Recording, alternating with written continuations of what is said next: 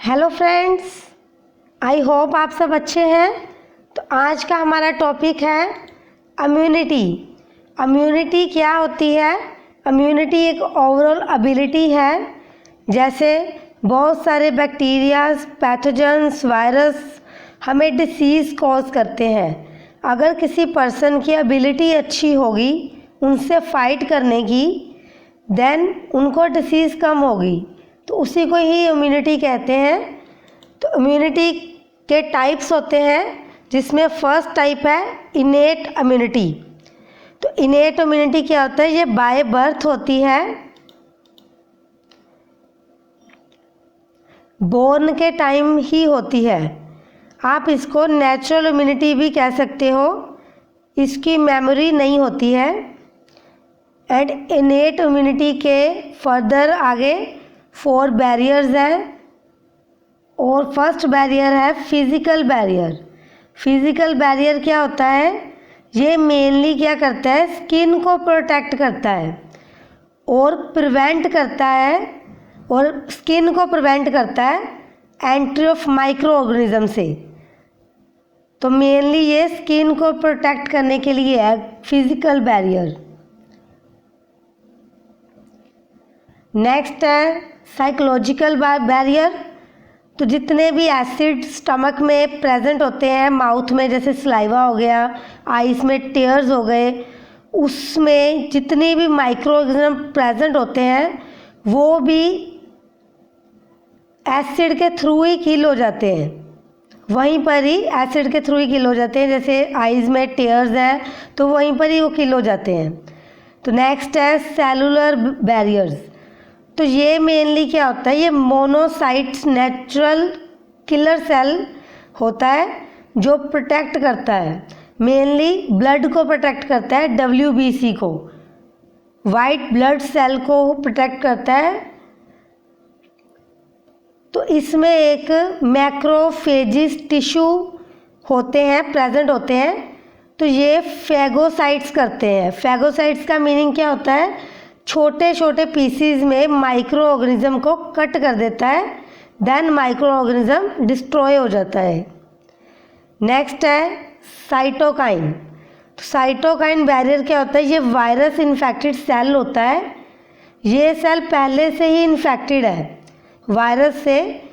जो सेल मतलब कि पहले से ही इन्फेक्टेड है वायरस से, वो प्रोटीन सीक्रेट करती है, जैसे जिसको इन्फेरन कहते हैं। ये नॉर्मल सेल को बचाता है उन्हें फर्दर वायरल इन्फेक्शन से।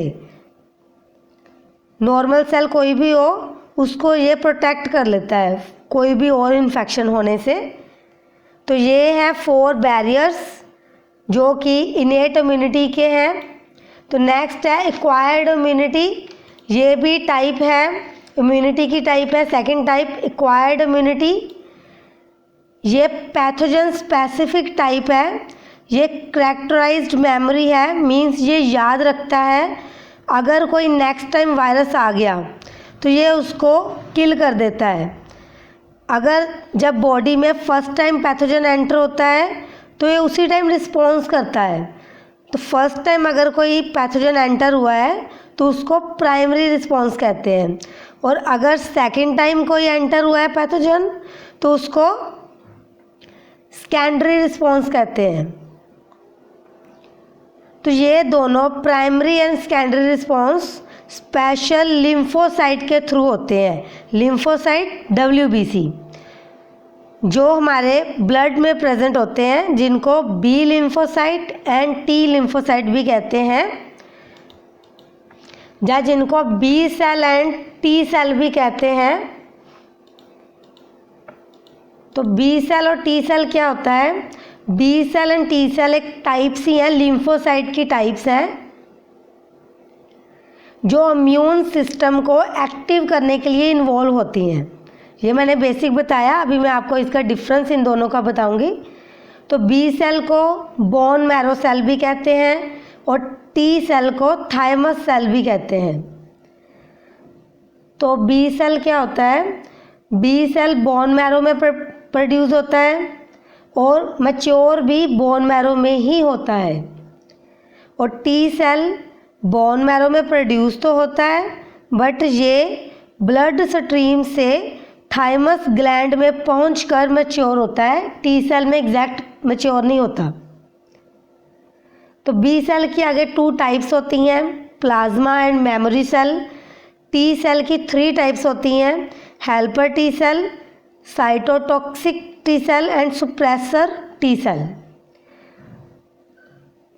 ये ट्रांसप्लांट एंड कैंसर सेल में भी कोई रिएक्ट नहीं करते, बी सेल जो होते हैं, एंड इनकी लाइफ स्पैन शॉर्ट होती है और टी सेल की लाइफ स्पैन लॉन्ग होती है। तो नेक्स्ट है टाइप्स, एक्वायर्ड इम्यूनिटी की भी नेक्स्ट 2 टाइप्स हैं, एक्टिव एंड पैसिव। तो एक्टिव में भी नेचुरल और आर्टिफिशियल होते हैं और पैसिव में भी नेचुरल एंड आर्टिफिशियल होते हैं। चलिए आगे एक्सप्लेन करती हूँ मैं एक्टिव इम्यूनिटी। तो एक्टिव इम्यूनिटी जो कि एक्वायर्ड इम्यूनिटी की टाइप है, तो ये एंटीबॉडीज़ के प्रोडक्शन करती है जो एक्टिव इम्यूनिटी है। एक्टिव इम्यूनिटी नेचुरल भी होती है और आर्टिफिशियल भी होती है, जैसे कि मैंने आपको लास्ट ये वाली डायग्राम में दिखाया है। एक्टिव इम्यूनिटी की भी type natural and artificial, and passive की भी नेचुरल एंड आर्टिफिशियल। तो एक्टिव इम्यूनिटी जो होती है ये नेचुरल भी होती है और आर्टिफिशियल भी, मीन्स ये बॉडी के अंदर ही एक्टिव रहती है। अगर बॉडी में कोई भी इन्फेक्शन हुआ है देन उसी टाइम ये एक्टिव हो जाती है। सो एक ये ऐसा गार्ड है जो हमें डिफेंस करता है। अगर कोई भी मान लो बॉडी में अनवांटेड पार्टिकल्स बॉडी में एंटर करते हैं तो उसको ये एकदम से शूट कर देता है और किल कर देता है। तो नेक्स्ट है पैसिव इम्यूनिटी। तो ये भी नेचुरल एंड आर्टिफिशियल होती है, बट ये पास ऑन होती है, एक इंडिविजुअल से दूसरे इंडिविजुअल में पास ऑन होती है। जैसे इसमें नेचुरल कौन सी होएगी, जैसे बॉर्न टाइम पे जो मदर मिल्क दिया जाता है वो इसकी हो गई natural system. And artificial system जो इंजेक्शन के थ्रू बॉडी में एंटीबॉडीज़ दी जाती हैं इंजेक्शन के थ्रू, वो होती है आर्टिफिशियल इम्यूनिटी। तो ये हार्मफुल प्रोसेस भी होता है। तो ये दोनों टाइप हैं, active immunity and passive immunity. Acquired immunity की दोनों टाइप हैं। तो आज का ये इम्यूनिटी टॉपिक हमारा इतना ही था। होप आपको ये वीडियो अच्छी लगी हो, तो लाइक ज़रूर करिए और शेयर ज़रूर करिए। Thank you so much.